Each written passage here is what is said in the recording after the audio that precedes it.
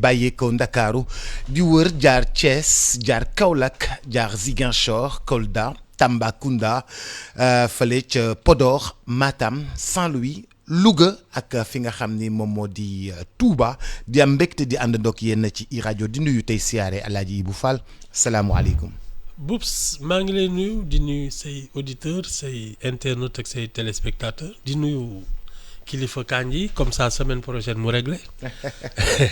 waaye yow smoking nga sol nii. waaw dama am benn tournage. yow de tey su ma pare ak yow dama am benn tournage tey de lu ñu dégg yow la. décembre dafa jot. smoking yi dañoo war a génn nag. d'accord ak nœud papillon yi. smoking de la sol. waaw décembre bu jotee nœud papillon yi smoking yi dañuy génn. yaa ngi am jàmm. ça va nii rek. alhamdulilah Alaaji bu Fall tey dama bëggoon ñu ubbee waxtaan wi. inauguration yu bari yi nga xam ni Macky Sall mi ngi koy inauguré. depuis Kédougou. Taliya. ñoo ngi jàpp daal juróomi weer yoo xam ni amul semaine boo xam ni Macky Sall du inauguré. bu mu jugee fële nga xam ni moom moo di Kédougou jaar Tambacounda. inauguré fa Tali dem Kaolack inauguré maison de la jeunesse. dem inauguré la nga xam ni moom la doon def Diamniadio dem inauguré Aprosi moom daal amul semaine boo xam ni boo seetaanee RTS. doo gis inauguration. inauguration yu bari yi nii lan la lay inspiré. ci man il fait le bilan de ses mandats pour xam moom lan la liggéey lu mu doon wanaale ko Sénégalais yi parce que tam il a fait 12 ans de ñaata 12. 12 ans waaw il a fait 12 ans de magistère. Il fait le tour de ses chantiers xool moom lan la liggéey wanaale ko Sénégalais yi day tàggoo. Et je trouve que c'est normal. Bon, on ne peut pas lui reprocher de battre campagne parce que il n'est pas candidat. Il fait ses adieux. Bah pareil, bon, ça peut être aussi une base, mais c'est moins expressif. Pour son successeur, surtout son candidat à lui, Amadou Ba, c'est aussi une manière de dire voilà nous, notre camp, ce qu'on a fait. Parce que yenn yi Amadou Ba day ànd ak moom ci inauguration. Voilà, mais il faut pas oublier que Amadou Ba est aussi un des concepteurs du PSE. Boobu il était ministre de l'économie. De l'économie. Et donc il symbolise aussi la continuité. L'associer à son bilan, c'est normal parce qu'il a été quand même son ministre des Finances. Il est son actuel actuel premier ministre et c'est son candidat. C'est aussi un clin d'œil aux électeurs en leur disant voilà nous notre équipe. Amadou Ba prend le relais. lii ñu fi def mu ngi nii maa ngi leen di tàggu kii ma leen di fi bàyyil nag il va faire de même. Et il va faire plus peut-être. Donc non, je pense que c'est de la com, mais c'est surtout des adieux parce que tam ku liggéey 12 ans. war a delloo caabi war nga mën a dox seet lan nga il fait le tour du propriétaire pour voir ce qu'il laisse sur place. Non c'est normal. Oui mais Ibou lii ci pour man inauguration yi ni mu bare nii ak ni mu tegloo nii dafay wane ni moom li nga xam ni noonu la diggee woon def na ko. Bon man xam nga c'est peut-être là que je ne suis pas trop d'accord avec son bilan parce que il a un bilan matériel. On ne peut pas le nier. Et l'un d'ailleurs c'est son point fort. Le pont qui relie la Casamance au reste du Sénégal par exemple.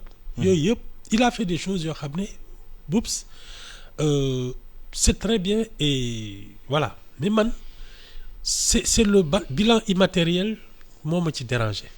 Mooy les ressources humaines, comment les Sénégalais sont devenus des gens qui n'aiment pas leur pays ak yooyu et ça je pense que c'est la tache noire dans son bilan. 2 années d'instabilité avec l'affaire Ousmane Sonko.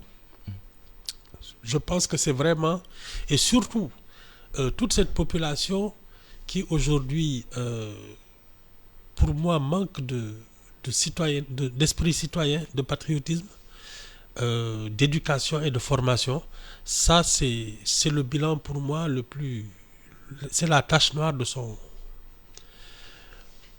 mandat.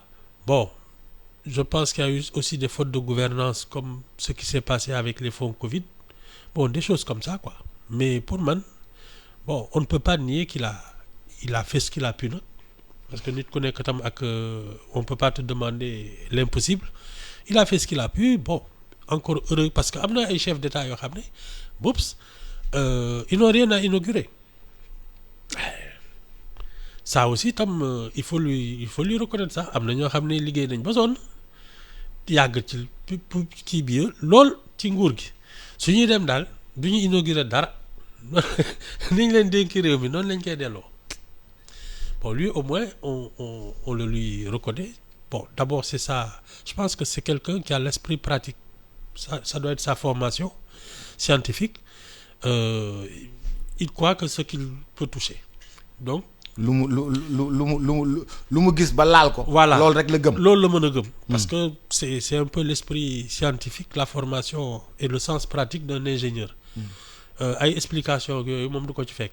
mu ngi nii laal leen ko. TER baa ngi nii laal leen. Ah dugg leen. oui. BRT baa ngi nii dugg leen. c'est ça. Moom loolu moom on ne peut pas le reprocher.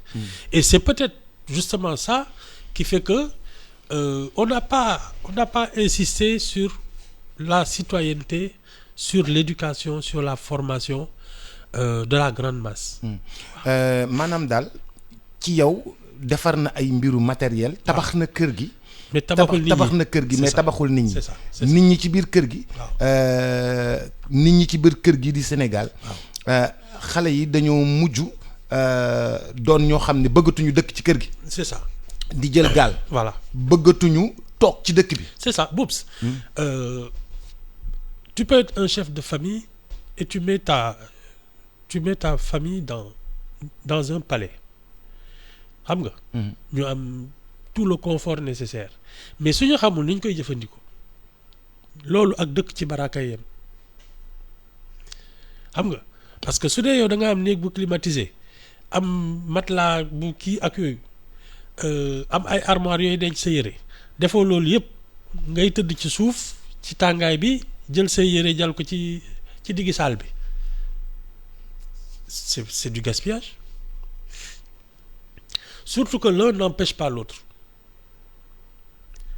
Tabax dëkk bi terewul tabax nit ñi mais on a été négligent sur cette question te ça ne commence pas avec Macky Sall. Non, moi je pense que depuis Abdou Diouf le sentiment de citoyenneté a commencé à se dégrader. Voilà. Ça s'est accéléré nag les 20 dernières années là. Bon. Et c'est dommage parce que nga def bilan bu toll nii tu lances ton pays sur la voie du développement avec des infrastructures. Mais si les hommes ne suivent pas, ça ne servira à rien. ay chinois ki ay indiens ki ay américains ñooy ñëw dëkk fii jënd li fi ne yëpp di ko dundee sénégalais yi des ci ay villages comme on a parqué les Indiens d'Amérique, c'est ce qui risque de nous arriver si on ne construit pas la citoyenneté. Mais Ibou yow booy wax citoyenneté da ngay xool américain bi nu mu bëggee dëkkam nu mu ko fonkee nu mu fonkee passeport am ba du jël visa fu muy dem ci àdduna bi. Et puis fighting spirit, l'esprit de ñafe. Waaw. C'est ça qu'il faut nous inculquer. Ne pas être dans une position tout le temps d'attentiste et d'assister. Parce que ñun c'est ça notre tragédie. dañu gëm ne dañu war a toog di yelwaan di ñaan te waruñu def effort waruñu liggéey nit ñi daal en général dañuy toog ba ku am njëriñ ñëpp topp la on te suce jusqu'au sang xam nga su jeexee ñu dem seeti keneen mais ça ne va pas marcher comme ça. Chacun doit être un acteur du développement et c'est ça qu'on ne nous a pas inculqué depuis très longtemps. depuis le temps où on inaugurait tu réceptionnais une ambulance def ko un événement national mais ça c'est ça qui est notre problème. loolu dafa déteindre si ñun. Ah oui. loolu ñu doon wane à la télévision. Ah oui. ñu ñuy may ay yàpp bu jóge Arabie Saoudite. c'est ça di ñu may ay ambulance. ay meew ak ay di ñu may ay meew. ñu jël ay saaku meew. ñu def ko réceptionné ko c'est ministre ça. bi ñëw wax. di ñu wane ko à la yooyu. télévision. c'est ça c'est cet esprit là qui nous poursuit ba léegi ñun daal tooy ñuy toog nañu xaar kii man liggéey amul mais attends tu as vu l'état du pays nga xam ne fii y a des choses à faire mais il faut que tu le comprennes et que tu en aies la volonté mais su dee da ngay toog ne daal vraiment liggéey amul man sama CV déposé naa ko toog di jooy mais attends le pays ne marchera pas et c'est cet esprit là qu'on ne nous a pas inculqué ñu daal toog rek. Chacun doit être un acteur du développement. Ah oui. kenn ku nekk ci ñun. bien sûr fa nga nekk. bien sûr fa nga dëkk. bien sûr. fa nga il y a des pays. war nga fa def lu jëmale. gox ba kanam. ba ci lu tuuti il y a des pays yoo xam ne xale yi dañuy jàng suñu wàccee balaa ñuy ñibbi seen kër dañuy bale seen classe jël ko yëpp def ci mbalit sotti ko doog a ñibbi.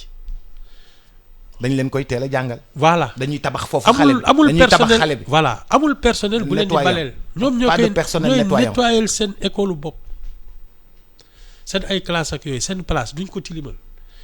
C'est toutes ces choses-là qu'on doit nous inculquer dès le bas âge te defaluñu ko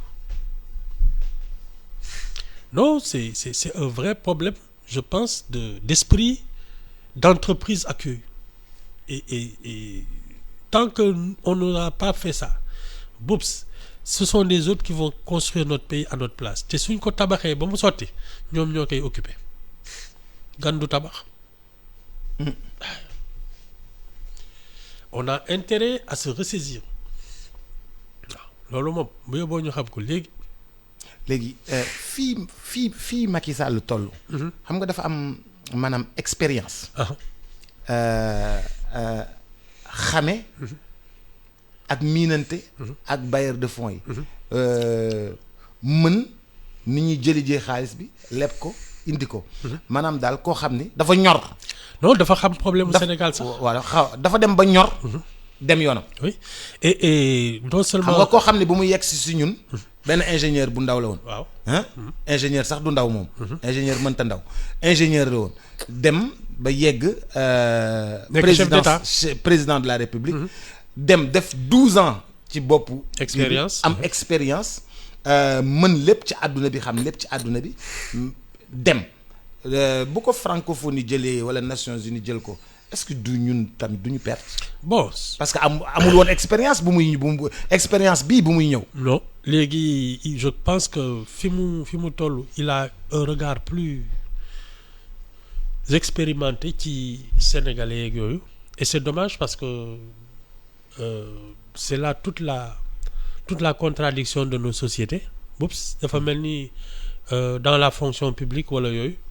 da ngay dem ba nekk koo xam ne tu es expérimenté tu sais tout de ton métier et on te met à la retraite mooy ñi ñu woowee seniors yi.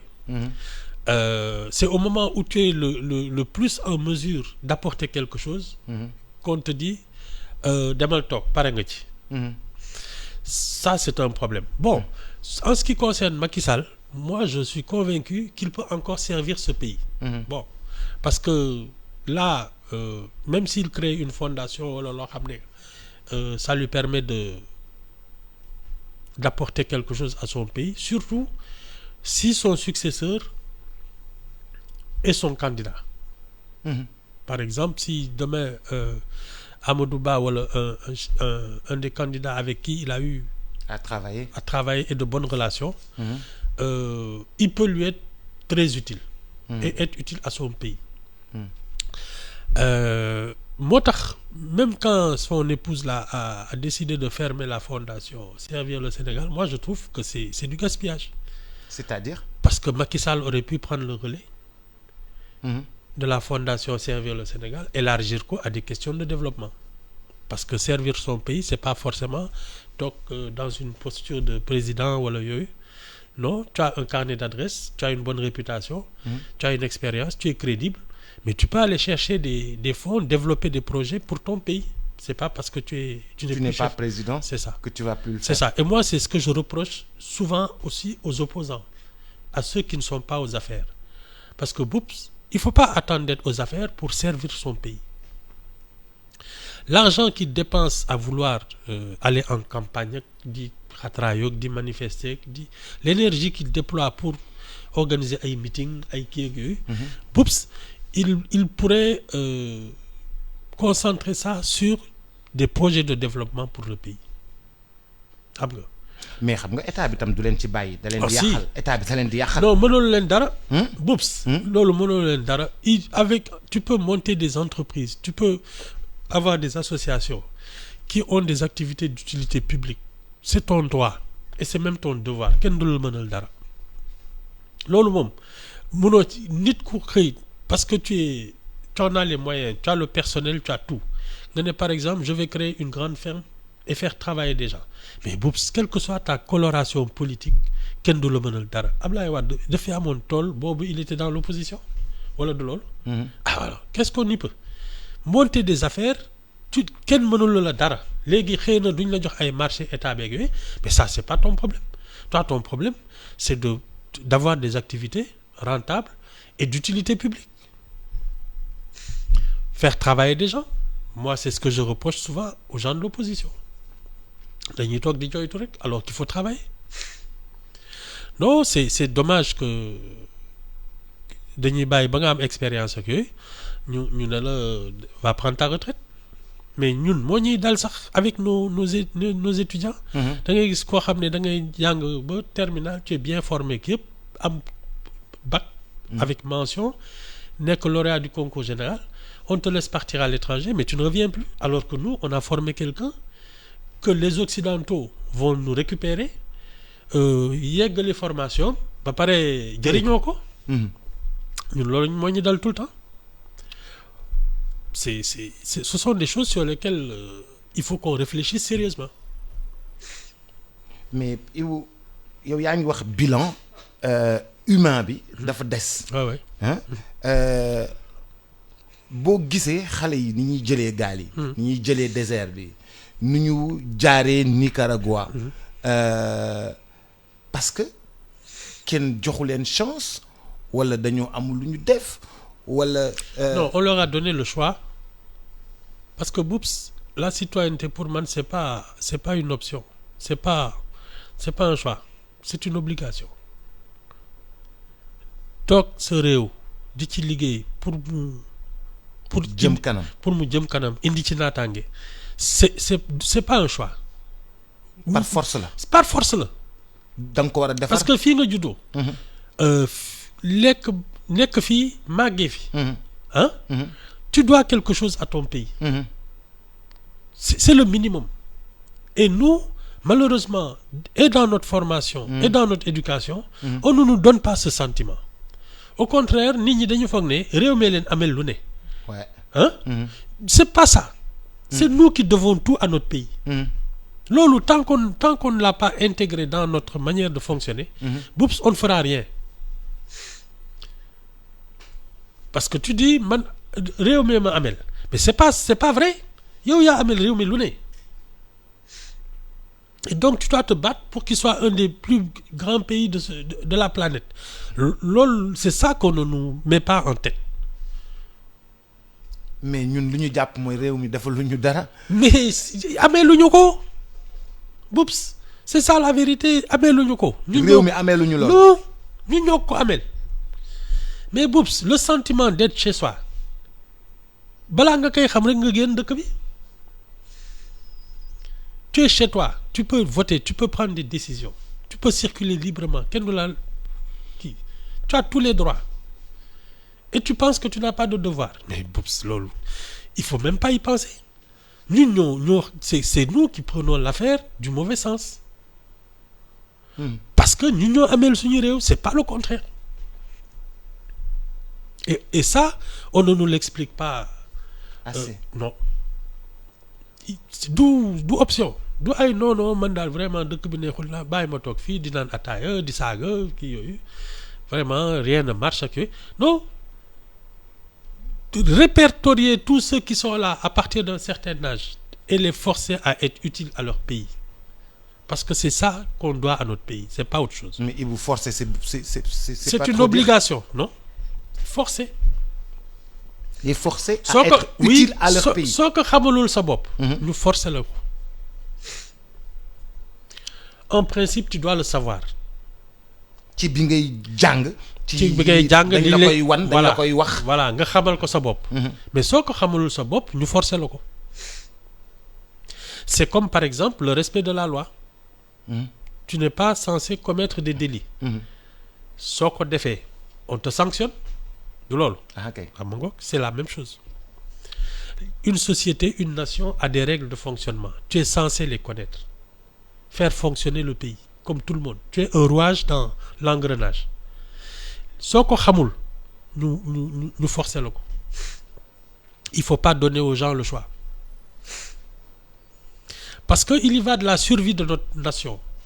li ñu fi war a bàyyil suñuy doom ak suñuy sët. moom la ñuy xeex nii. te suñ ko xamul bups ñoom ñooy tumuranke. donc on a cette obligation.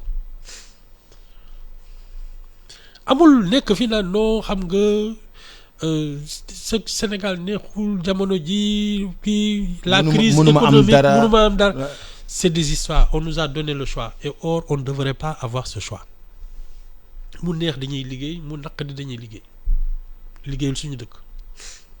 c'est ça la seule vérité qui va. xam nga affaire bi dafa paradoxal de telle sorte que xam sa devoir liggéeyal sa dëkk engagé wu nga liggéeyal sa dëkk yow nga jël lépp jox ko sa dëkk di liggéeyal sa dëkk nga tourné yow li nga dajale as tuut nga ne xaaral ma dimbali sama réew. ci fond Covid yi nga xëy suba ñu ne am na ñu lekk fond Covid yi. loolu yow sa xol day jeex dootoo bëggati dara ci réew mi. oui mais le principe même il est pareil pour tout le monde. c'est-à-dire ñi salfaane fond Covid bi. c'est parce qu'ils ne réfléchissent pas comme je te dis. suñu xamoon ne ñoom ñoo ameel seen dëkk waxuma la ñuy jël fonds yi mais dañ ciy teg ñoom dolli ci parce que c'était une question nationale. c'est ça le problème c'est cet état d'esprit-là que nous n'avons pas qu'on soit aux affaires ou pas xam nga li ma. voilà c'est le même principe xamal ne yow yaa ameel sa dëkk. suñ la dénkee ay fonds doo ci laal dërëm au contraire da ngay jël sa cotisation teg ci. mais ñu sait que ñun bi ñu juddoo ba tey détournement. mais loolu encouragé wu ñu benn yoon pour que ñu am. c'est parce que c'est cet état d'esprit là gis nga ça me rappelle un peu l'épisode de la campagne électorale bu ñoom Senghor doon def contre Lamine Gueye foog naa c'était en 56 wala yooyu. wala 51. bi mu demee seeti Serigne Fallou. daf waxtaan ak moom expliquer ko programme am ak yëpp. bay dem sëñ bi ne ko comme yéen da ngeen di campagne électorale affaire bi ça coûte cher foog naa daal 25 000 lay yëkkati jox Senghor. te bi ñuy waxante Senghor daf ko ne man de soo leen ma jàppale après man dinaa fexe ba ngeen yeggali liggéeyu jumaa beeg yooyu. naa leen ci jàppale quoi.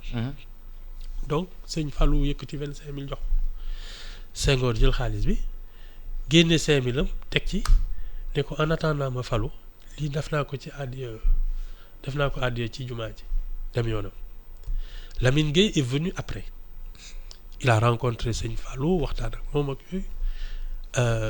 Même chose ñu wax ko kii ak programme am sëñ bi wax ko li tam kii am muy dem sëñ bi ne ko waaw campagne électorale dafa metti dama lay soutenir yëkkati 25 000 jox ko Lamine koy jël def ci foosam dem conclusion sëriñ bi il s'est dit kii moo ñu nar a jàppale Senghor. C'est exactement l'état d'esprit dans lequel nous on est c'est-à-dire yow yëf yi day ñëw ci yow. mais comme da nga xam ne yow yaa ko ameel da nga ko koy delloo teg ci les histoires de fonds Covid là. ñu ko dénk dañu waroon jël seen xaalis teg boole ci pas le contraire. voilà nous notre état d'esprit il y a deux façons de voir les choses. femme écart bu xaw a rëy tuuti. c'est ça. Ibou bu ñu ñëwaatee ba nekk boobu ba tey ci li nga xam ni moom moo di nekkinu réew mi. fan yi yëpp coowu xaalis dafa juddu ci espace politique bi. yow da nga ma doon waxu financement des partis politiques. loolu yow yaa ngi ko doon wax bu yàgg. fii nii ci plateau bi nii. nga ne partis politiques yi non seulement seen comptabilité dafa war a leer. dañoo war a déposer bilan. at bu jot. dañoo justifier seen ay activités loolu da nga ko doon wax. léegi bi may dégg coow yi nii sama xel dafa dem ci loolu nga ma doon wax fii nii. bien sûr est-ce que parti politique yi juddu te normal. juddu normal. est-ce que état bi wala boog réew mi daf leen war a jàppale ngir ñu am ay fonds ñoom tamit. muy financement wu parti politique yi. Finance, on parle beaucoup de financement des partis politiques. Je trouve, parce que c'est une activité privée. C'est une activité privée. Oui. Yo yaay jóg ne man je veux j'entre en politique pour apporter quelque chose à mon pays. Mais justement, la première des démarches, c'est d'être utile et pas de pomper les finances publiques. Yow yaa war a wut dundal sa parti.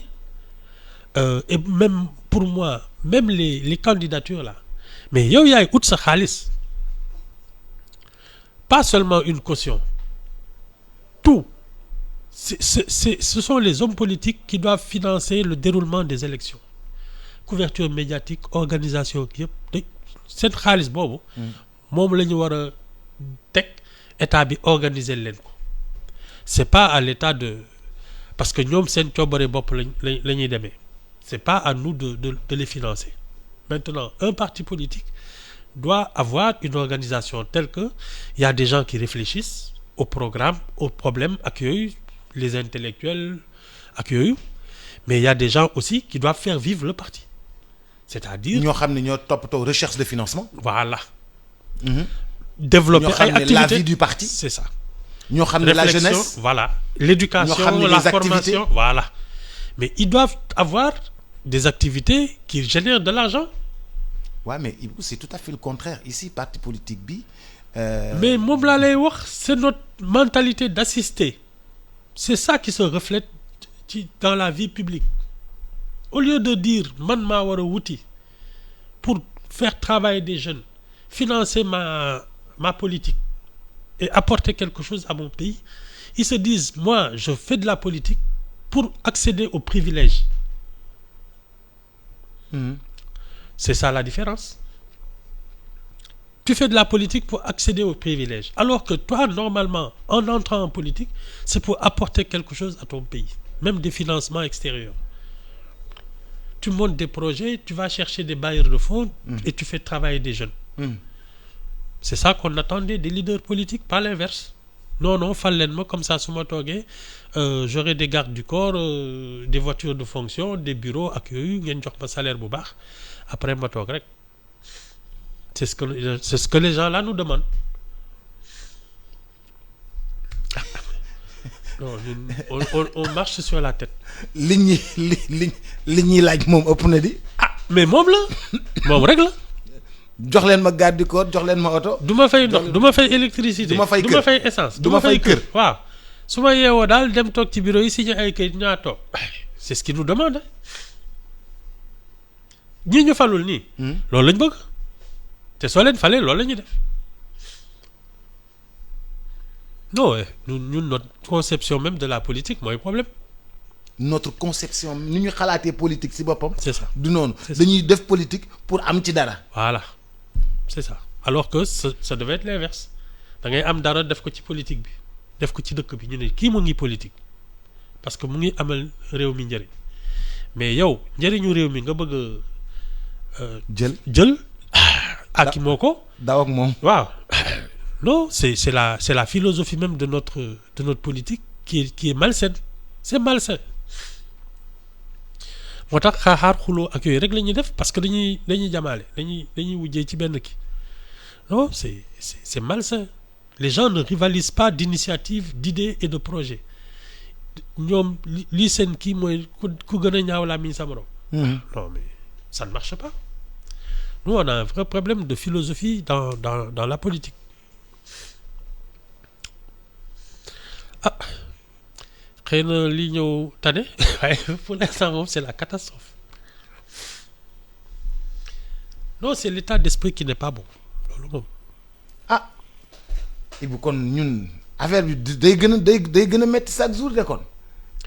Mais au moins nous on sait ce qui se passe parce que les crises qu'on a vécues sur les 2 années là. Instabilité beeg saagante yeeg xeex yeeg kii beeg toj yeeg taal. waaw mais une crise justement ça te montre l'état des lieux te comme xam nañ ko léegi jóg ci moo jot parce que tant que ñu ngi doon nëppal di naxante tu peux te dire je ne suis pas au courant mais maintenant tu sais très bien qu'il y a un problème humain qui se pose une vraie crise de société mais il faut régler ça. mais Ibou crise société bi fii mu toll. man gisuma lu koy régler xam nga lu tax. Ibou sénégalais yi dañuy xool boutique. di romb boutique mu am manifestation ñu taxaw ci buntu boutique bi di xaar boutique bi ubbeeku. boutique bi ubbeeku ñun ñëpp ñu daw dugg ci biir boutique bi. jël thon yi. jël diwlin bi jël saabu bi. daw suñu biir kër. dugal ko suñu biir kër ñëwaat ci bu tuuti ceeb. daw suñu biir kër alors que maa ngi bàyyi saaku ceeb suñu biir kër. maa ngi bàyyi diwlin suñu biir kër qu'est-ce que je suis en train de faire comme ça. mais voler loolu sàcc lañ koy wooye. mais jël loo moomul. waaw mais c'est du vol c'est pas autre chose amul il faut pas chercher les mots c'est du vol. ah wala loolu. ce qu'on a fait c'est du vol. ces 2 ans là. c'est du vol. casser des magasins. c'est du vol. jël lekk bi dañ doon sàcc. oui sàcc la. non Ibou dañ doon manifester rek. non c'est du vol. non dañ doon manifester. non manifester boops da ngay laajte autorisation ñu jox la ñu encadrer la les forces de l'ordre nga wax lu tax ngay manifester tu as un motif. et tu exprimes ton mécontentement. loolu mooy manifester. toj bitik jël la fa nekk te moomoo ko sàcc la. non pas de manifester toi c'est du vol et c'est pour cela que je te dis maintenant on sait à qui on a affaire moo tax ma ne la dëkk bi on doit le militariser de plus en plus c'est-à-dire forcer les gens à la discipline et à la rigueur du affaire lu ñuy war a négocier. non parce que xam nga ne nit ñi soo leen bàyyee tu as vu ce qu'ils font ce qu'ils sont capables de faire di rey ay nit di sàcc ak yooyu quand tu sais ça tu sais qu'il faut rétablir l'ordre il faut redresser les gens c'est pas autre chose nee naa la où tu sais de toi-même c'est quoi ton devoir vis-à-vis de ton pays où on te force à le savoir c'est pas négociable. Ibou yow dictateur nga may niróol de. ah xaw ma de non moi je réfléchis comme ça il faut savoir qu'on doit tout à notre pays. su dee nag da nga foog ne dëkk bee la ko ameel ba saa yu amee tuuti désordre nga dugg fenn toj ko sàcc mais on doit te montrer que c'est pas comme ça que ça doit fonctionner loolu tu sais il y va de la survie de notre pays. Il faut redresser tous ces gens-là. mais Ibou la tâche s'avère. non si non, la tâche s'avère. dara tu sais. lu tax c'est même pas difficile. parce que toute cette énergie-là tous ces gosses-là. qui sont partis dans tous les sens. Ils ont été séduits par un discours ils ont été séduits par un mouvement politique. Ça veut dire qu'ils sont dans l'attente de quelque chose d'une autorité ou d'un message. Ils en ont exprimé le besoin et quelqu'un a répondu à leur appel. Maintenant, ce qu'on a fait de toute cette énergie, malheureusement, ça a été très mal utilisé. Au lieu de construire le pays, on a utilisé cette énergie-là pour démolir le pays. Mais ça veut dire que ces gosses-là, ils sont en attente de quelque chose, d'un leadership. Donc, c'est pas difficile. Il faut juste savoir comment leur parler et les ramener à la raison. Le recueil de ils ont besoin d'autorité et il faut en faire preuve. Ça ne se négocie pas. Fille, c'est comme on parle de surobéissance, de servitude volontaire. La société est comme ça. ñun dañu bëgg kilifa, dañu bëgg jël suñuy responsabilité dénk ko benn nit mu ñuy jiite. Donc c'est pas un problème. Le vrai problème, c'est de savoir canaliser cette énergie et en faire un acteur du développement. Mais ñun dañu seetaan xale yi ba ñoom au lieu ñu tabax dañuy toj, au lieu ñu sànc dañuy sàcc. Mais ça c'est très grave, c'est une faute de gouvernance. au lieu ñu sànc dañuy sàcc. Oui. au lieu ñu tabax dañuy toj. waaw c'est une faute de gouvernance. Oups. Oui. yow daal. C'est le même bilan de Macky Sall, c'est-à-dire il a fait des trucs, mooy tout ce qu'il est en train d'inaugurer, mais le revers de la médaille mooy voilà aussi. léegi Macky Sall defar na yu bari léegi kii ñëw. dafa war a redresser nit yi. nit ñi kay moom. il doit travailler c'est devenu urgent. sur l'humain. C'est ça, c'est l'humain qu'il faut construire. mais foofu laa lay wax ni tâche bi nag. foofu la difficile. non mukk oups lii daal dara. C'est juste une vision. Nit ñi ils ne demandent que ça. Ils demandent à être bien orientés. xam nga ñun comme les moutons là ay troupeau la ñu rek dañuy suñu nee nii na ñëpp jaar ni ñëpp jaar ni mais le vrai problème c'est un problème de guide ki ñuy jiite moo ñu jaaxal. mais nit ñi c'est oui on a l'instinct grégaire dañuy ànd ñu ñëpp mooy li waa ji de naan béy bi su bokkul ak gétt su dekkul ci gétt gi day dugg ci cere bi. ñun noonu la ñuy fonctionner. ci gétt la ñu bëgg bokk. donc notre seul vrai problème c'est d'avoir un bon berger. bu ñuy teg ci yoon. waaw loolu rek la lu leneen. non moi je pense que c'est un pays relativement facile à gouverner parce que nit ñi. ku leen yilif la ñu bëgg. mais non relativement facile à gouverner moom du ma ko dégg. si nit ñi ku leen yilif la ñu bëgg fii. ku leen yilif rek la ñu bëgg. nga yëg kilifteef bi sentir kilifteef. c'est ça donc y a pas. mu dëgër sa kaw diis lool. oui oui. yaa jàmm bi mu ñëwee fële da ko teg ñëpp nekk au pas. voilà malheureusement. daf ci boole lu ci bokkul. voilà c'est ça. mais nit yi dañ faa yar woon de.